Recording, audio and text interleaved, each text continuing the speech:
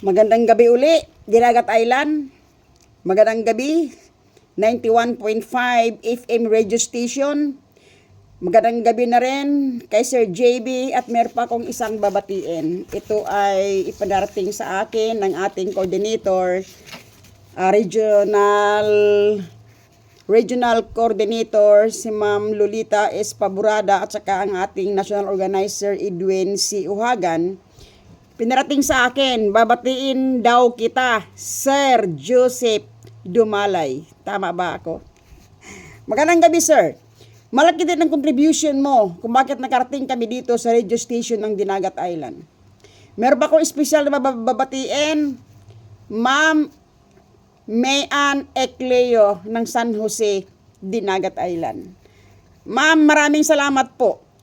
Maraming salamat na maging kabahagi. Sana hindi lang po kayo, tayong lahat maging kabahagi sa pagsulong ng ating advokasya para sa mga Pilipino.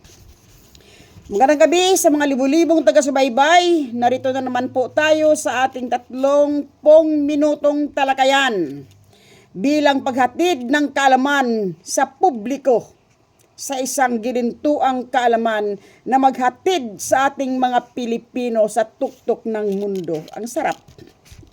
Sana po, no? Sana maibalita ninyo itong muli sa mga nakapakinig ngayon, kahapon sa kanong isang araw, pangatlong gabi natin ngayon. Sana sa mga nakirinig noong isang gabi, ngayon, please, mananawagan ako, kapwa ako Pilipino. Iparating ninyo ito sa inyong mga kamag-anak, sa inyong mga kaibigan, nga makinig kayo sa programa ng Philippine Deuterium Divine Wealth Association Incorporated dito sa Kahanginan. Ibalita ko sa inyo ha, si Ate Dina ay may lahing Bisaya, kaya Kahanginan. Sa Himpapawid,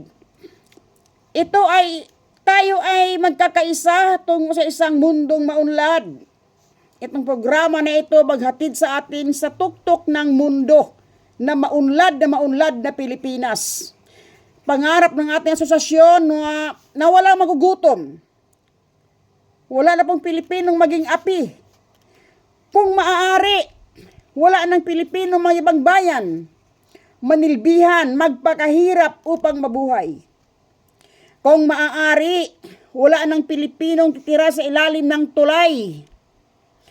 Wala ng Pilipinong tagurian nating basurero. Nakakaawa. Sana sa isang paraisong Pilipinas magkakaisa tayo. Programang hatid ng Philippine Deuterium Divine Wealth Association Incorporated sa mga baguhan ngayon. Ngayon lang po nakapagbukas ng inyong mga talapihitan sa inyong mga radio station.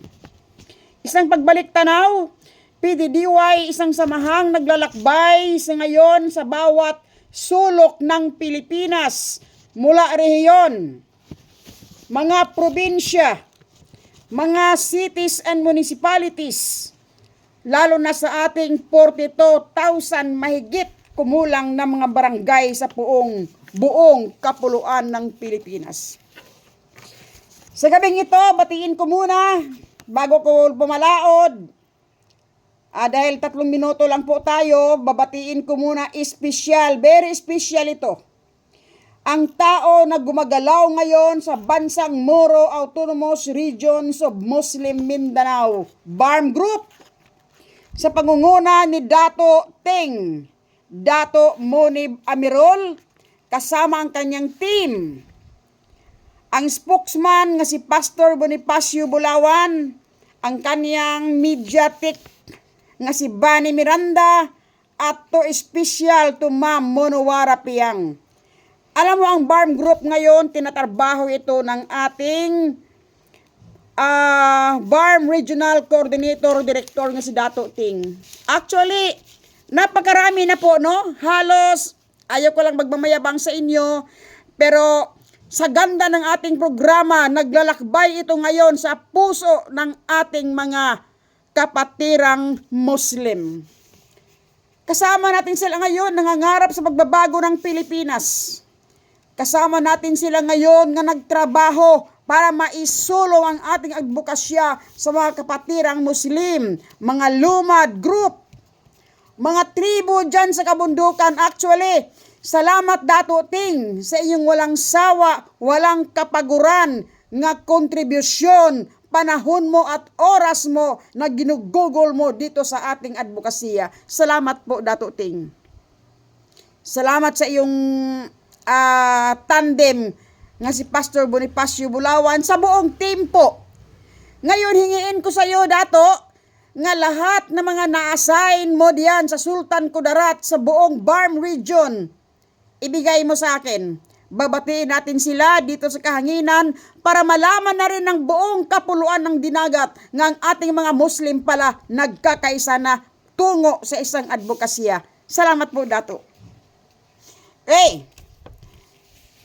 Ang araw darating, bakit kailangan talaga nating meron tayong isang Muslim nga magtatrabaho dito? Gusto ng Diyos nga sa pagdating ng panahon, magkakaisa ang mga Muslim at ang mga Kristiyano. Magkakasundo. Ang dalawang lahi na ito ay parihong pinamanahan ng Diyos. Actually, sa ibang topic pag-usapan natin kung paano naging mana ng Kristiyano at mana ito ng mga Muslim. Hinati ng Diyos ang kayamanang ito nasa Mindanao ngayon. Alam mo sa ibang panahon, no? Kasi napakalalim ang talakayan. Unti-unti ninyong maiintindihan dito kay Ate Dina. Subaybayan lang po ninyo ang ating YouTube channel. Nasa YouTube channel po tayo. Kung sakali mang merong mga hindi nakapakinig noong day 1, day 2, hanggang ngayon pangatlong gabi natin, maaari ninyong marirecover uli ang ating mga topic dito sa search ninyo. Ito ay naka-upload sa aking YouTube channel. I-search lang ninyo sa YouTube, PDDY Secretary. Andoon yung aking logo na agila. Hindi niya makikita mukha ko dito lang sa YouTube. Agila po ang naroon. And then makikita ninyo doon ang lahat ng mga topic nating pinag-uusapan. Subaybayan po ninyo ha. Subaybayan ninyo. Paki-like and share na rin para makilala tayo ni YouTube. Dito sa ating talakayan, malalaman ninyo ang napakahalagang impormasyon. Bakit ang kayamanang ito na Deuterium, pamana ng Diyos sa mga Pilipino, hinati po niya ito sa dalawang partisyon para sa Muslim at para sa mga Kristiyano, para po magwakas na po ang kaguluhan sa Pilipinas. Magkakasundo. Isang dugo tayo, isang ating pinanggalingan, isa yung ating ama. Okay no, so sa mga Kristiyano at sa mga Muslim, magkakaisa tayo sa topic na pag-asa ng mga Pilipino. Ulitin ko, Dato Ting, kailangan ko yung mga pangalan ng mga ating mga coordinators nga nilagay mo ngayon dyan sa BARM group nga nagtatrabaho ngayon para itanim ang pag-asa na ito sa mga Pilipino. Okay. So, ganito lang po no, kailangan malaman ng lahat ang sekreto ng ating panahon ngayon. Marami tayong pag-usapan. Sa ngayon, dito muna tayo focus. Kahapon, sa aking pangungusap sa inyo, iniwanan ko sa inyo ang isang katanungan. Kung ang Deuterium na ito, proyekto ba ng ating gobyerno? Yan po ang ating malinaw nga ipapaintindi ko sa inyo sa gabing ito, sa 30 minuto na ito. Kailangan malaman ninyong lahat. Kasi marami ang tatanong, bakit ba hindi proyekto ng gobyerno ito? Lilinawin ko sa inyo ha. Ang proyekto na ito ay hindi po sa ating gobyerno, ngunit kasama natin sila. Ganito po ang paliwanag. Kasama natin ang ating gobyerno nga uunlad at kasama silang makinabang dito. Sa hanin ng usaping ito, walang paglabag sa batas na mangyayari. Ganito po yon. Intindihin nating mabuti, kapwa ko Pilipino. Ang ating pag-usapan ay legalidad. Sa ating batas sa Pilipinas, ang ating mga politika o politiko mula sa executive office down to the governor, mayors, and barangay, sila ang ating mga public official. Espesyal po ang kanilang trabaho, tagabantay ng ating constitution. Kung baga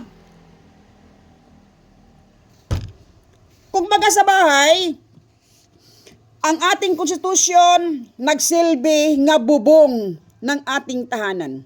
Batas. Ang ating mga politiko't politika mula sa presidente, nagiging silang tagabantay sa tibay ng pundasyon ng ating bahay para wag tayong masaktan sa mga kalamidad. Ito ay sa lawikain lamang. Ang ibig kong sabihin, ang trabaho nila bilang public servant, tagabantay ng ating konstitusyon at tagapagpatupad kung ano yung ating batas na nasa konstitusyon. Malinaw ha? Malinaw. Yan ang trabaho nga iniatang ng taong bayan sa balikat ng ating mga politiko, lalo na po yung ating presidente. Bit-bit niya ang problema ng Pilipinas. Maliwanag? Okay. Ngayon, kung susuriin nating mabuti yung ating constitution, bilang mga public servant, tagabantay ng ating bahay, bubong ng ating bahay nga constitution, ulitin ko ha, napakalinaw nito. Lahat tayo nakatira sa ilalim ng isang bubong, ating constitution. Even ang ating mahal na Pangulong BBM, hindi ibig sabihin nakatira siya sa ibabaw ng ating bubong. Lahat tayo ilalim sa batas ng ating constitution. Kung susuriing mabuti ang ating konstitusyon, ang batas ng ating presidente, ang ating presidente ayon sa batas, limitado ang kanyang kapangyarihan sa pagninegosyo sa yaman ng Pilipinas. Pero malaki ang kanyang power. Magbigay siya ng permit sa mga private investor na papasok sa Pilipinas kasi meron tayong batas na sila ay mayroong parte mula sa mga private na investor. Okay no? Ang ating presidente mismo bilang presidente ng Pilipinas, bilang public officials ayon sa Constitution, siya ay may kapangyarihan nga magpapasok ng mga investor. Kaya kung mapapansin ninyo, ang ating mahal na Pangulong BBM, hindi lang po siya, mula pa kay Ramos, hanggang sa kay Pinoy, hanggang sa ating Pangulong Duterte, hanggang sa ating BBM, nakalagay sa konstitusyon natin kasi ito, kaya wala po silang kasalanan. Sila ay larga-larga, naghanap sila ng mga investor, papel nila ito. Ginagampanan lamang nila ang kanilang tungkulin para mapaunlad nila yung ating ekonomiya. Okay no? Sang-ayon sa Constitution ang kanilang mga ginagawa. Kaya dito sa deuterium natin o hydrogen gas, kung mapapansin ninyo, napapansin ba ninyo ito? Hinain sa lamisa ng mga senador ang 100% foreign ownership law noong nakaraang taon lamang, kung hindi ako nagkakamali. Kailan lang po lamang. Ito ay hinahain ng Senado, in-approve ng ating BBM at gi-announce ito ng ating retired Justice Carpio. Ng ating Pilipinas binuksan ng ating mga senador at ng ating presidente pirmado sa pagpasok ng mga investor lalo na dito sa ating kayamanang deuterium. Okay. Now, papasok sa atin ang mga negosyanteng investor. Ulitin ko ha, walang kasalanan ang ating mga politiko kasi papel nila ito nga paunlarin ang ating bansa, ang ating bansang Pilipinas, ang ating ekonomiya. Actually, dahil karapatan nila ito, pero uulitin ko sa inyo, kung ang ating presidente magninegosyo, siguro sa sarili lang po nilang family business. Pero kung negosyo man ang ating bansa ang pag-uusapan, tandaan natin, ayon sa ating konstitusyon, maglingkod lamang sila sa atin ng 6 na taon. Okay, no? Ang ating pinag-usapan dito ay batas. Kaya wala po silang kasalanan, uulitin ko. Kaya nga, kung ating pagmasdan ng istorya, sa panahon ni Ramos, balik tayo kay Ramos, naitayo ang negosyo ng Malampaya Gas Field sa Palawan, El Nido. Sa Palawan, El Nido, umaandar ang isang makina nga nagninegosyo ng ating natural gas, hindi po deuterium, natural gas. Nagbigay lamang sila ng 60% sa gobyerno ng Pilipinas, kaya may ginagamit ang ating mga politiko para mapaunlad ang ating ekonomiya at mabawasan ang brownout. Mahalagang papel na ginagampanan ng ating presidente. Ating balikan ang usapin. Itong Malampaya Gas Field dito sa Palawan, El Nido, ito ay negosyo ng mga dayuhan. Ang namumuhunan dito, mga Dutch. At kumikita ang ating gobyerno ng 60% sa kanilang net sales at ang 40% ang sa kanila. Malinaw, no? Okay. Ngayon, kay bukas man yung ating bansa sa pagpasok ng mga dayuhang investor mula noon at nirebisa pa ito sa ating kasalukuyan, ibig sabihin magsipasok ang mga negosyante sa ating bansa ngayon.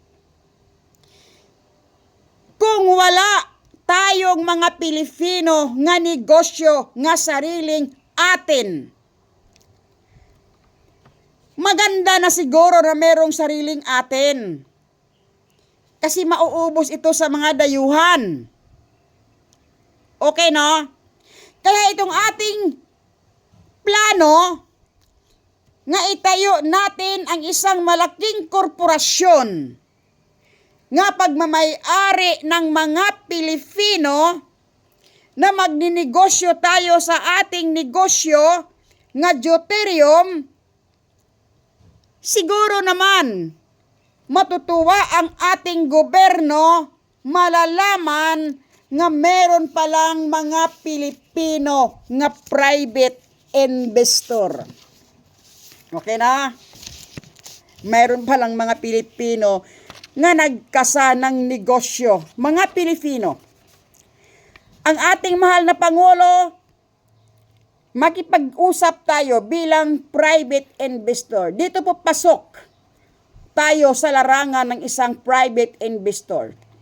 Dito ngayon, pumapasok ang maraming mga kritiko. Bilang isang private investor, ang Philippine Deuterium Divine Wealth Association Incorporated. Tanong ng marami, may puhunan ba? Bilyon ang puhunan sa pagpatayo ng deuterium rigs. Kung mayroon mang puhunan ang PDDY, sapat ba? Tanong ng marami. Kung meron mang pera nga gagamitin ang PDDY, saan ito galing? Hindi ko ililihim sa inyo ang lahat. Pero ito ay mahabang talakayan. Hindi ba natin ito pag-usapan sa gabing ito? Sasagutin ko ito ng paunti-unti. Unti-untiin ko lang. Kasi kung biglain ko ito sa pagsagot sa inyo, baka hindi niyo matanggap. Parang kamote.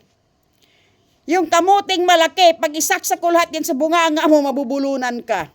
Kailangan chap-chapin ko iyan, pinupinuhin ko iyan bago mo isubo sa bunganga mo gamit ang kutsara para malunok mo ito at mabubusog ka. Ganun lamang po ang ating gagawin. So yung mga tanong na ito, unti-unti kong sasagutin sa inyo, subaybayan lamang ninyo sa Ate Dina dito sa ating 91.5 sa YouTube channel. Makikita nyo rin ito. Pero dito mismo sa istasyon na ito, pag-uusapan natin, mahaba pa yung ating talakayan. Meron pa tayong isang buwan dito nga mag-uusap. Okay, tuloy tayo. Kung may tayo na ang korporasyon na private na pagmamayari ng mga Pilipino na may sariling puhunan, take note, PDDY, take note bayang Pilipino. Hindi tayo manghingi ng pondo sa ating gobyerno. Hindi tayo makikihati sa kanilang budget para pagpaunlad sa ating ekonomiya. Sapat lang sa kanila yon. May sarili tayong pondo nga gagamitin. Kaya ang ating gagawin, susundan natin yung ating mga planong maaayos. Ito lang po, no? Pasok pa dito ang another tanong. Unti-unti ko rin sasagutin sa inyo.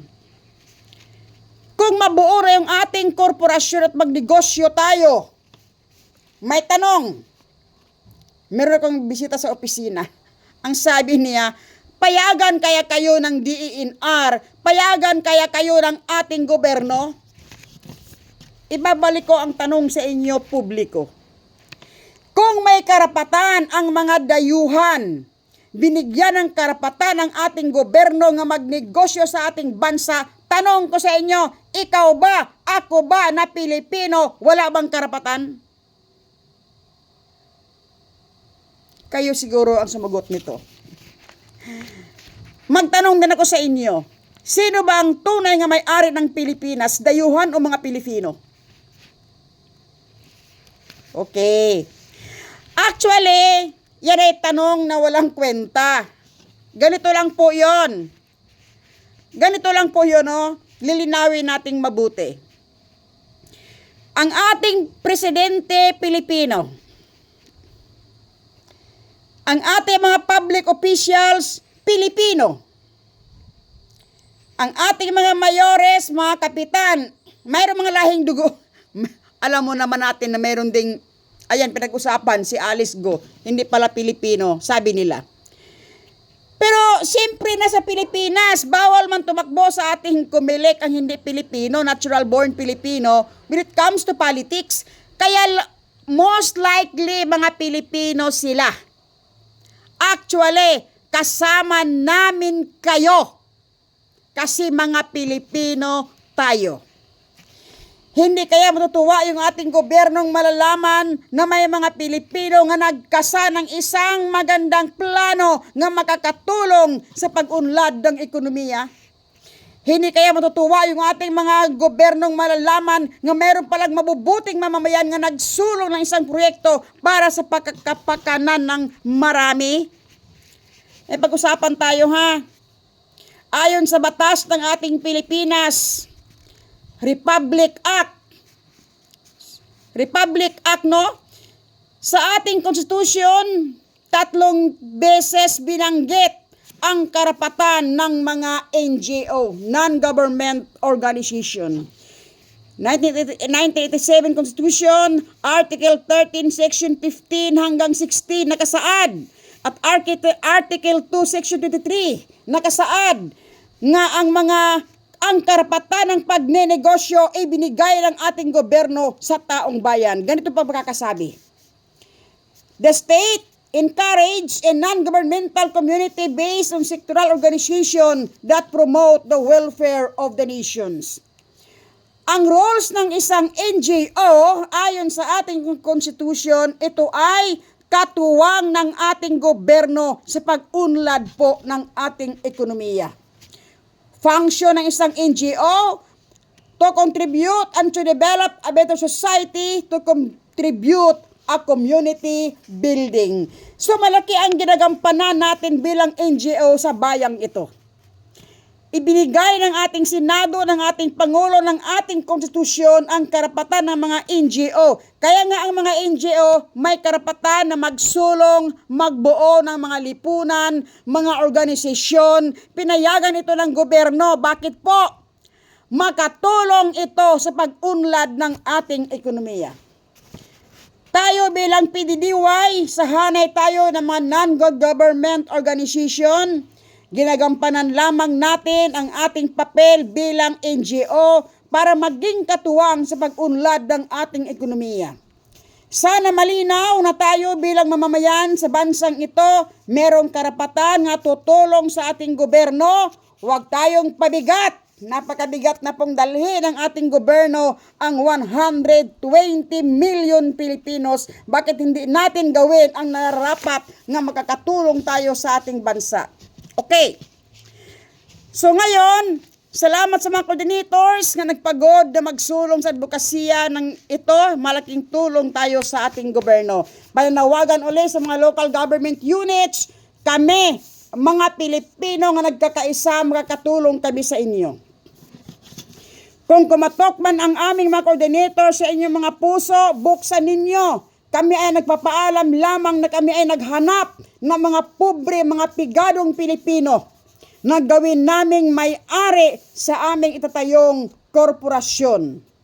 Or, pakiusap, sumama na rin kayo sa mga kapitan dyan, sa mga mayor, mga gobernador, magtulungan po tayo. Kailangan natin gagawin ito. Kailangan nating bakuran ng ating kayamanan kasi papasok sa atin ang OPEC, yung yung papasok sa atin yung 16 countries.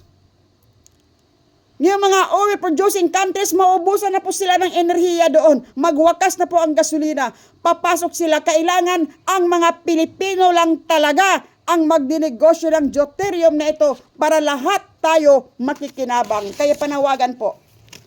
Ang ating oras napakaiksi. Bukas uli, magsama-sama tayo uli. Kaya dyan po sa Surigao del Norte at del Sur, siguro magkasa din tayo dyan ng mga radio stations para marinig din doon.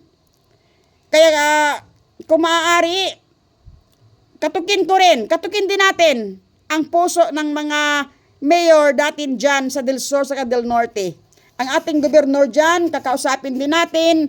Kung maaari, magtulungan tayo kasi tayong mamamayan sa bansang ito, gagawa tayo ng mabuti para sa ating bayan. Ito lang po ang pananawagan ni Ate Dina. So sa aming pagpasok sa inyong mga lugar, naglalakbay ngayon ang ating programa, nagtanim tayo ng pag-asa sa puso ng bawat Pilipino.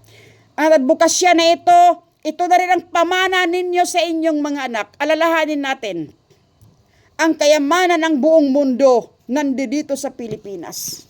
Kaya ang programa na ito ikinasa, kung sino man nagkasa nito sa ibang araw at ibang oras, malalaman po ninyo, unti-unti kong ilaladlad sa inyo ang katotohanan kung bakit natin kailangang gawin ang mga bagay na ito para ang susunod na henerasyon hindi na po maghihirap.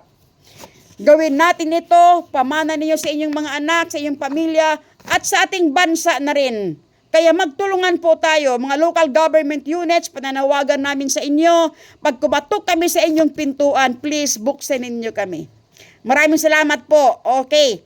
Kay Mayor Melody Lamera Compansibo, maraming salamat po sa pagbukas mo sa inyong pinto para sa amin. Mga coordinators dyan, hingin ko ang inyong mga listahan para mababati ko rin naman kayo sa inyong mga pagod at suporta dito sa ating advokasya. Ito po si Ate Dina. Subaybayan ninyo ang ating mga paliwanag. Subaybayan ninyo ang aking YouTube channel. Research lang po ninyo, PDDY Secretary. Kung ano mga talakayan nga meron tayo ngayon, Pwede niyong balikan ito sa ating YouTube channel, PDDY Secretary, at meron tayong FB page, Heavy Water. Maraming salamat po.